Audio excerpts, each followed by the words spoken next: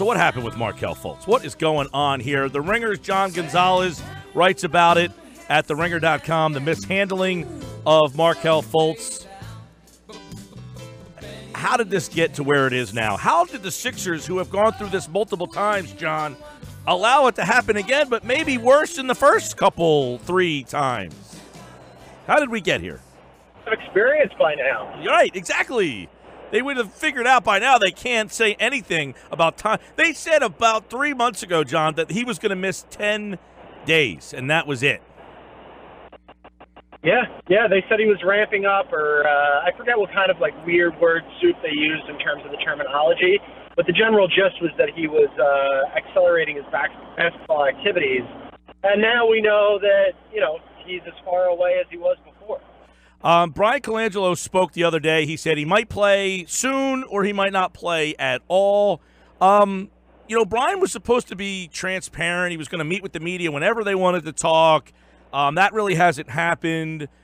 Do you think that Bryan Colangelo has kind of ran out of things to say with this situation? Did the Sixers not know what to say and how to address this? Maybe, yeah. I mean, on the one hand, and I gave Bryan a lot of heat, and frankly, deservedly so, for the way that the Sixers have handled or mishandled this Fultz situation. But he had to come out, in his defense, he had to come out on Friday because it was the day after the trade deadline. And if he didn't, he would have gotten crushed for it. So he came out, and he had to know that they were going to ask him Fultz questions.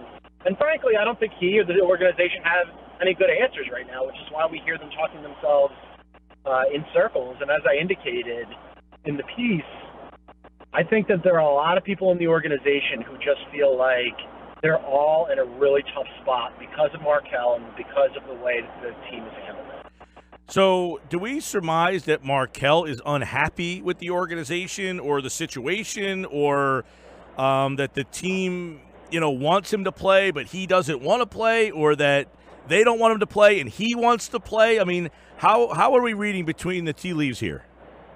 That's a great question, and we don't know because we haven't really heard from Markelle except for that 1-minute Caron Butler TNT in-game interview that didn't reveal much except for the fact that he, like everybody else, is frustrated by his situation.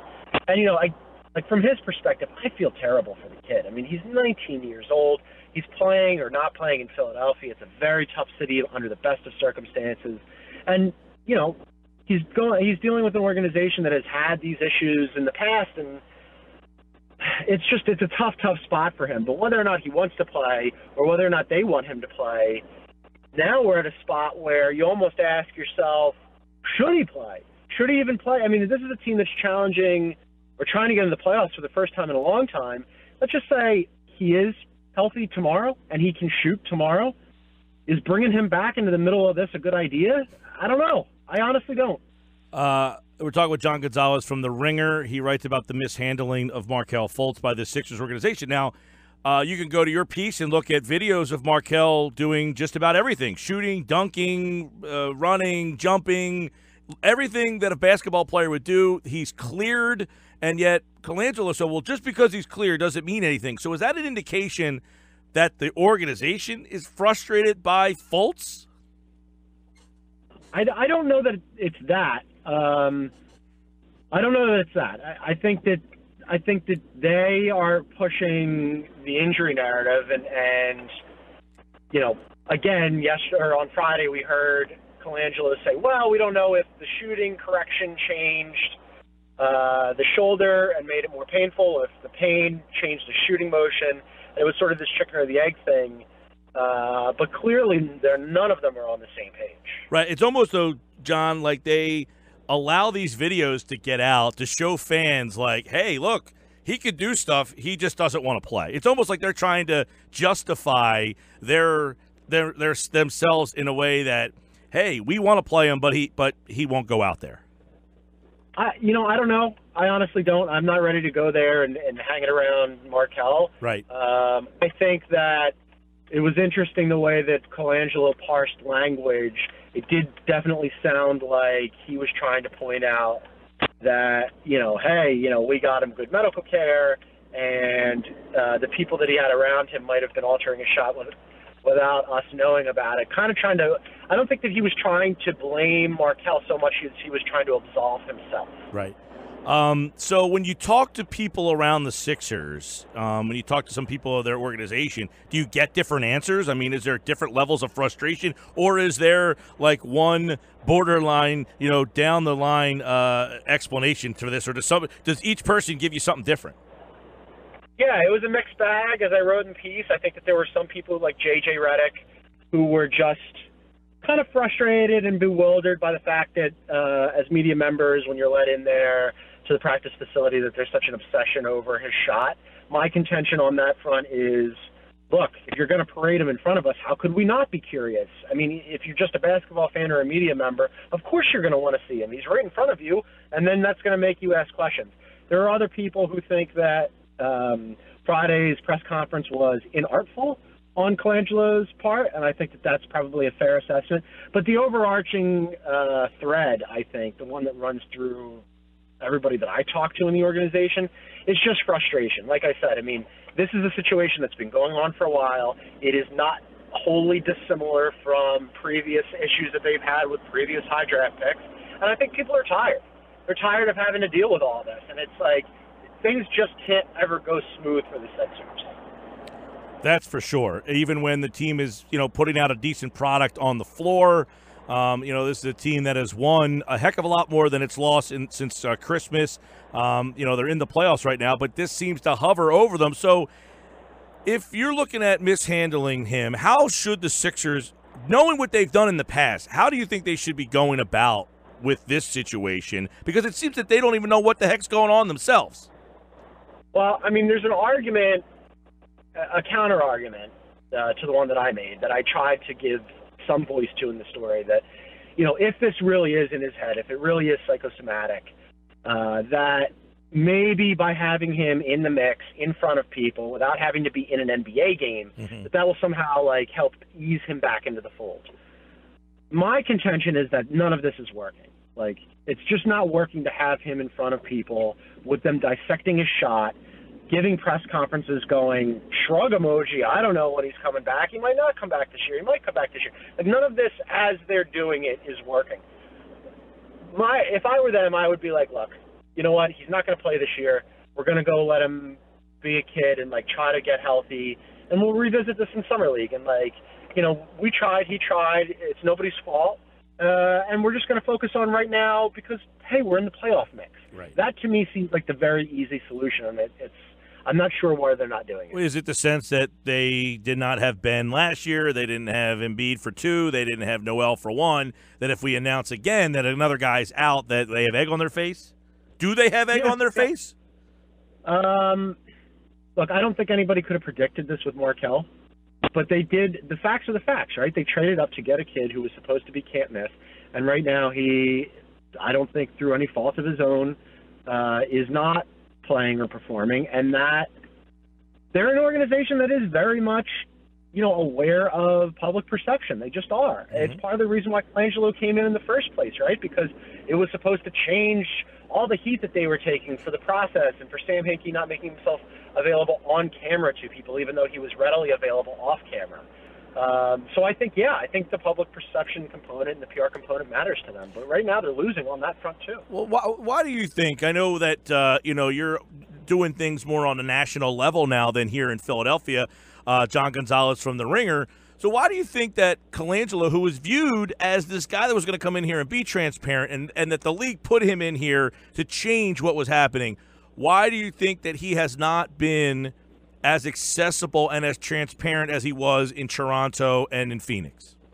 I don't know. That's a really great question. I think that's an unanswered question.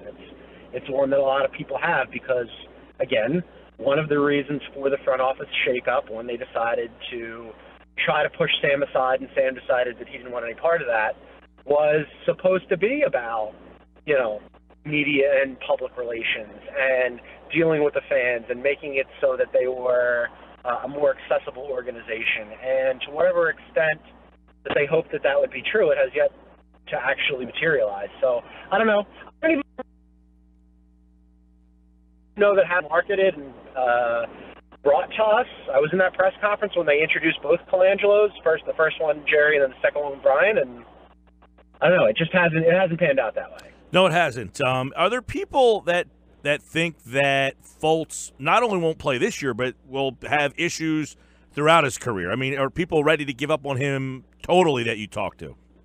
I don't know about if they're ready to give up on him totally. I will say that from the various front office people I've talked to around the league, they are very interested in this. I mean, this is something that the league is paying attention to, and how could you not? It is, at the very least, a curiosity, and at its high end, like a real mark against Bryan Colangelo. I mean, this is a guy, again, they traded up with a division rival to get this guy, and, gave up a pick, and I think I was definitely on board with it. I thought it was great. Yeah.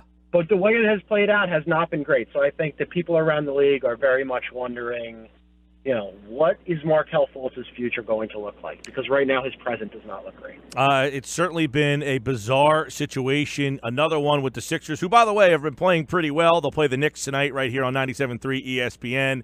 And Bellinelli will be hopefully in the lineup. It looks like so. At least they didn't make a trade at the deadline, Gonzo, but they've done something to say, look, we're taking a shot to go for the playoffs here, because their bench was very thin. Yeah, and you know what? That's kind of a shame of part of this for everybody, that this is a team that has been playing well of late. They are in the playoff mix. For most of the season, Embiid has been really good and available, and now playing back-to-backs, and Ben Simmons has been out there, and this should be a year when the Sixers are talking about, hey, look at us, we're doing what we said we were going to do, and it has been mostly that, but also not as much of that as you would have expected because of Fultz. I know being out there in L.A., you were doing some stuff around the Lakers. Isaiah Thomas out there. You got a crazy situation, with the ball stuff seemingly all the time. What is the feeling around that Laker organization?